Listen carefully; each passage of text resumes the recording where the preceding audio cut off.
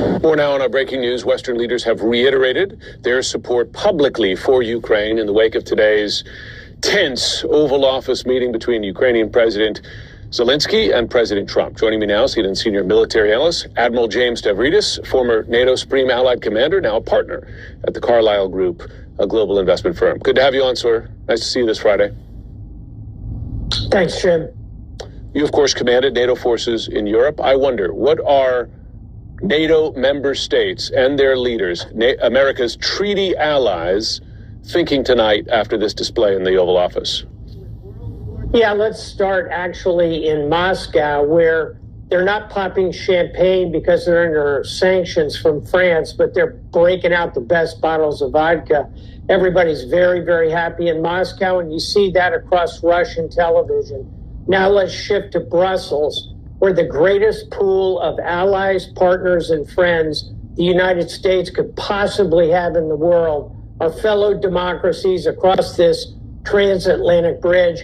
There is despair. There is deep, deep concern and sadness over the way Volodymyr Zelensky was treated in the Oval Office, the way he was simply, I think, ambushed by the president and the vice president in a display that really does shame to the Oval Office of the United States.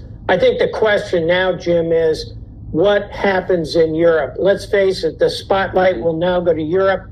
Donald Trump has made it clear he wants no part of helping Ukraine going forward. It's a geopolitical mistake of epic proportion. Now the lights go on in Europe. They're going to have to step up and take this on.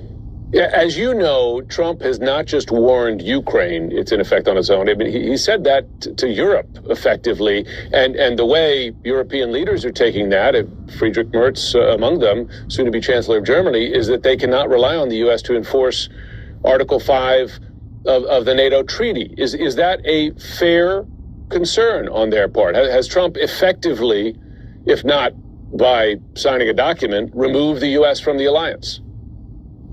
I think we are headed possibly, I don't want to overstate this, I don't want to be overly dramatic, but we could be looking at the last days of NATO.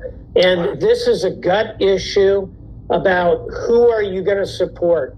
A democracy that's under attack, or are you going to support a dictator in Moscow? This is going to drive a wedge deep into the heart of the alliance, and it's going to bleed over beyond Ukraine, as you point out, Jim, correctly, as to whether or not the United States can be trusted as a partner. I think if I'm a European at this point, I'm saying I need bigger defense spending. I need my European defense companies to step up. I need to build a European armed forces. I need a command structure outside of NATO, perhaps embedded in the European Union. We could see the end of NATO and the start of what might be called the European Treaty Organization, ETO.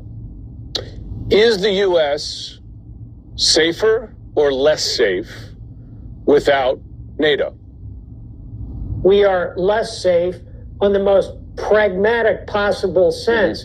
Right now, our defense budget is $900 billion. China's is about $300 billion. Russia is $150 billion. Europe spends almost $400 billion a year on defense. Collectively, it's the second largest defense budget in the world. So for us to walk away from that and say, no, we don't want to work with you. We don't want your help. We don't need those security pacts that we have. It's a huge pragmatic mistake, even before you get to the fact that the Europeans are the other nations who believe in democracy, believe in liberty, believe in freedom of the press, believe in all of the values that we hold. Final thought, they came with us to Afghanistan after we were attacked on 9/11, fought and died with us. You and I were both there in Afghanistan and saw it. To walk away from all that makes no sense, reduces our security. Isolationism will not succeed for the United States. Well, we may be headed for a grand experiment in that space. Admiral James Stavridis, really do appreciate your time and your analysis.